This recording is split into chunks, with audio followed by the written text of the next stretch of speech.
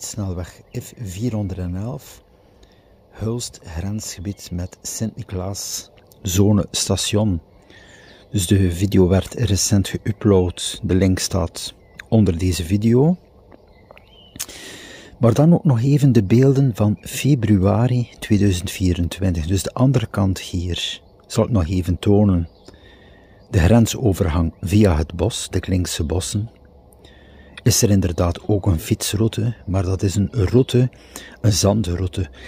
Het is, ja, de opmerking van vele mensen bijzonder lastig. Daarmee fietsen we meestal langs de Kapellenbrug. Daar heb je toch wel een redelijk fietspad. En hier is het een bosweg. Ik ga nog even de beelden tonen van deze bosweg. Het is ook een natuurgebied. Wat er lastig is in deze zone is feitelijk ook, je mag maar pas vanaf zonsopgang door deze route er gebruik van maken en ook voor zonsondergang. Bon, vertrekken heel vroeg in de ochtend. Moet je toch wel langs de Kapellenbrug. En ook idem voor je retour. Maar nog even de beelden hiervan.